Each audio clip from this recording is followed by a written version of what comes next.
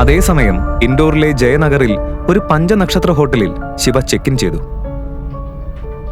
മുറിയിലെത്തി അവൻ കട്ടിലിൽ വെറുതെയിരുന്നു. ഈ സമയം ശിവയുടെ മനസ്സിലൂടെ ഒരുപാട് ചോദ്യങ്ങൾ കടന്നു പോകുന്നുണ്ടായിരുന്നു.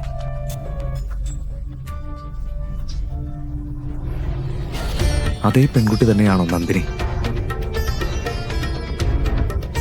പക്ഷെ നന്ദിനി തന്നെയാണോ ആ പെൺകുട്ടിയെങ്കിൽ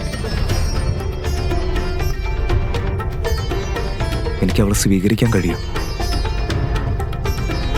എന്റെ അഭിമാനത്തിന് യാതൊരു വിലയുമില്ലേ? ഞാൻ ചെയ്യുന്നത് ശരിയോ അതോ തെറ്റോ? ഈ ചോദ്യങ്ങളാൽ അസ്വസ്ഥനായ ശിവ കണ്ണടച്ച് കൈകൾ കൂപ്പി.